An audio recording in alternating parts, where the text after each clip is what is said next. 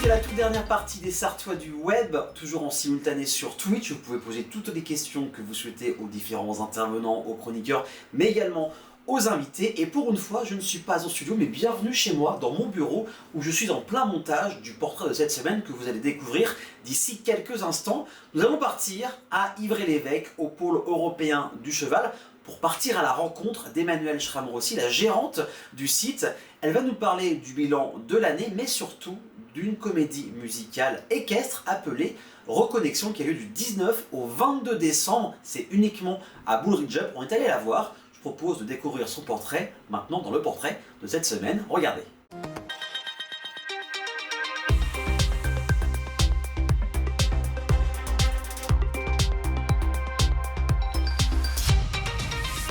Emmanuelle, bonjour. Bonjour.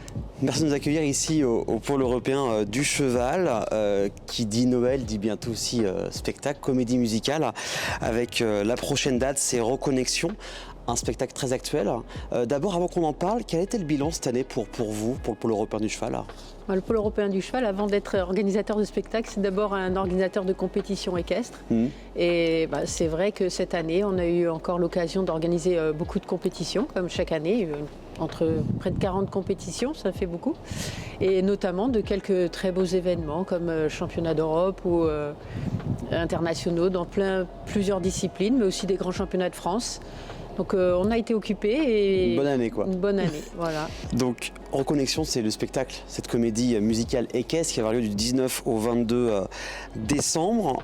Est-ce que vous pouvez un peu nous raconter l'histoire de ce spectacle? Alors, l'histoire du spectacle ou l'histoire de pourquoi on a fait ce spectacle? Eh bien, on va commencer par le projet, ce projet-là, de pourquoi vous avez fait ce spectacle. Justement, donc, comme je disais, on est d'abord, avant tout, un organisateur de compétition. Oui. Mais finalement, on se rend compte aussi que les chevaux, ils font vraiment partie de notre univers, au-delà de la compétition, que les gens aiment beaucoup ces animaux. Et on a en France vraiment un très bon creuset d'artistes autour du cheval. On est connu internationalement pour ça. Et on s'est dit pourquoi pas. On a maintenant un site qui s'y prête. Oui. On a maintenant ce grand hall dans lequel on est aujourd'hui et qui permet d'accueillir à la fois des chevaux, mais aussi du public tout autour. Alors pourquoi pas le spectacle? On peut accueillir combien de personnes ici au total? 700 places fixes, assises, et en plus on peut rajouter autour de la piste, donc on peut aller très facilement à 1000 places. Donc c'est pas mal, ça peut ramener beaucoup de monde. C'est déjà beaucoup de monde, oui. Et maintenant ce spectacle, au final, Reconnexion, racontez-nous un peu l'histoire, en plus d'actualité en fait. Un peu d'actualité parce que Reconnexion, mais c'est cette dichotomie qu'on a, cette espèce de tiraillement qu'on a entre la vie en ville, l'agitation, enfin notre vie quotidienne, et puis l'aspiration à la nature, à quelque chose d'un peu plus spirituel et plus proche de la nature, qui est un peu représentée par le cheval en l'occurrence ici. Et j'ai vu aussi sur l'affiche, aussi sur le descriptif, on parle d'intelligence artificielle dans ce spectacle. Est-ce que vous avez un rapport avec l'IA? Vous l'utilisez? Ça vous fait peur? Ça vous rend curieuse sur l'IA? Comme pour tous les progrès, il y a des choses positives, des choses négatives. Certainement que l'IA a beaucoup de choses à nous apporter pour le bien de l'humanité, notamment pour tout ce qui concerne la médecine, j'imagine, ou des choses comme ça. Après, on ne peut pas s'empêcher d'avoir un petit peu peur parce que... qui dit artificiel, manipulation, enfin des choses qu'on ne maîtrise pas toujours. Et c'est peut-être un peu ça aussi qui sera dit dans ce spectacle. La peur de l'inconnu, le retour aussi à la nature. Ce spectacle est proposé par la compagnie Orstella. Oui, tout à fait. Comment vous les avez connus, cette compagnie? C'est un petit peu le bouche à oreille parce que le monde du cheval, c'est une famille. Alors c'est une troupe qui avait beaucoup d'activités avant le Covid, comme beaucoup d'artistes ont été un petit peu interrompus dans leur élan par ce qui a interrompu un peu beaucoup de gens aussi. C'est clair. Et je pense qu'ils avaient très envie de redémarrer. Et c'est le fait qu'on les ait rencontrés, qu'on se soit parlé, ensemble, on a décidé de se lancer dans cette aventure-là. Donc c'était en septembre. Ils ont préparé quelque chose d'inédit. À la base de choses qu'ils connaissent déjà très bien, puisqu'on va avoir la chance d'avoir beaucoup de choses différentes. Ce n'est pas un spectacle que équestre. Hein. On aura une chanteuse, on a des voltigeurs bien sûr, mais il y a aussi des acrobates. On est entre le cirque et le spectacle équestre, des chevaux bien sûr, des poneys. De toute façon, il faudra aller voir pour découvrir tout ça. Ça va être hyper varié, c'est ce qu'on voit. Comment vous choisissez par exemple, cette compagnie, ce projet de spectacle? Comme on l'a dit, c'est au bouche à oreille, c'est au coup de cœur, c'est au feeling, ça se passe comme ça? Voilà, exactement. C'est-à-dire le bouche à oreille d'abord nous le fait connaître, nous fait prendre contact avec eux. Puis ensuite, c'est dans les échanges et on a bien accroché ensemble. Et voilà, c'est le petit truc qui fait qu'on accroche et qu'on a envie de jouer la même aventure. Voilà, c'est tout simple, hein, c'est le contact humain. Puis on se dit, tiens, si on essayait quelque chose ensemble. L'opposition à l'intelligence artificielle. Voilà, c'est ça. Voilà.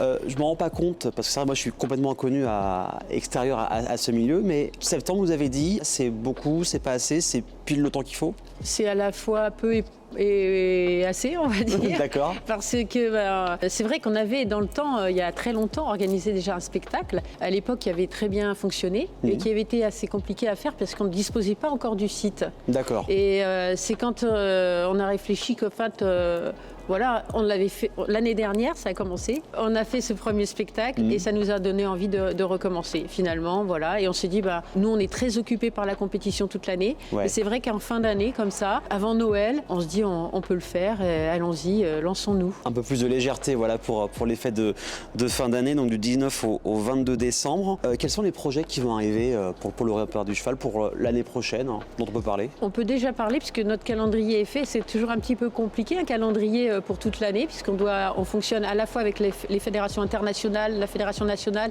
et notre comité régional, puisque à tous les strates, on organise en essayant d'intégrer un collectif, hein, donc, que tout le monde trouve bien sa place. Et dès que ça prend un peu de temps, et ça y est, donc notre calendrier est fait. Alors, on peut le trouver sur notre site internet. D'accord. Et on va avoir quelques grands rendez-vous. Alors, on a toujours nos fameux circuits jeunes en février, des concours internationaux en dressage, en saut d'obstacle en février, en avril. On a un grand championnat de France amateur cet été. Et on va aussi avoir des championnats d'Europe, un très beau championnat d'Europe fin juillet, début août, avec les 3 disciplines olympiques. Okay. Donc concours complet, dressage, saut d'obstacle et le horseball. Donc ça va être un événement tout à fait inédit. On aura 8 championnats d'Europe avec entre les disciplines et les catégories. On va avoir donc 8 championnats d'Europe dans la même semaine. Donc une belle année de prévu là en tout cas. Une très belle année, oui. Ça promet. J'ai vu sur France Bleu Maine qu'il y avait un projet de karaoké ici. Ah oui. Alors ça en est où ce projet-là qui est assez inédit pour un site comme celui-ci? Alors ça peut sembler inédit, enfin ça peut sembler curieux qu'on se lance là-dedans, mais en fait le Pôle européen du cheval c'est un site de compétition, mais c'est aussi un lieu de vie. Oui voilà, c'est ça. Les gens viennent passer, les compétitions c'est souvent durent 2-3 jours, parfois 4 jours, donc les gens restent sur le site. On a aussi beaucoup d'hébergements, donc les gens peuvent rester, il y a des restaurants, enfin il y a des boutiques, donc c'est vraiment un lieu de vie. Donc qui dit lieu de vie, dit pourquoi pas des animations. On a souvent l'occasion d'en proposer, mais là on s'est dit pourquoi pas une animation fixe, pérenne, et quelque chose qui semble vraiment faire adhérer les foules, parce que quand on en parle, tout le monde a l'air très enthousiaste. Donc effectivement, on a une salle maintenant dédiée qui n'est pas tout à fait prête, mais qui sera prête dans le courant du mois de décembre. D'accord. Sur le modèle de BAM, ce qui se fait, je crois, à Paris, avec le même logiciel, etc. Donc on va proposer un karaoké. Une salle dédiée. Donc on a hâte de voir ça. Voilà, on pourra réserver, il y aura toutes les facilités avec. Donc voilà, on pourra tout suivre bien sûr sur votre site internet, mais d'abord c'est le spectacle du 19 au 22 décembre. Reconnexion, merci beaucoup en tout cas Emmanuelle d'avoir pris le temps de nous avoir accueillis. Avec plaisir.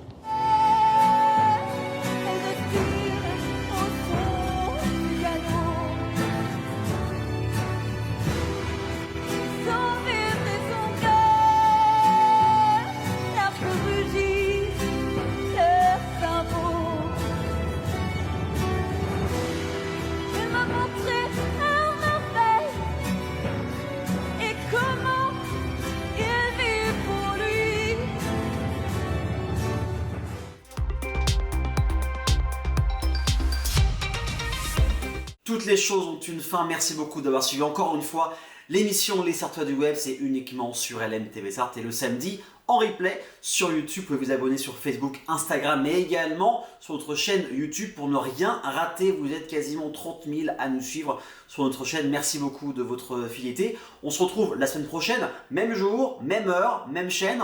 On vous fera gagner quelques beaux petits cadeaux avec aussi le retour de Laure et de sa chronique Instant Mental. Et je ferai jouer mes différents invités également avec un bilan de l'année 2024 sur LM TV Sarthe. Passez une agréable soirée et un excellent week-end et à la semaine prochaine.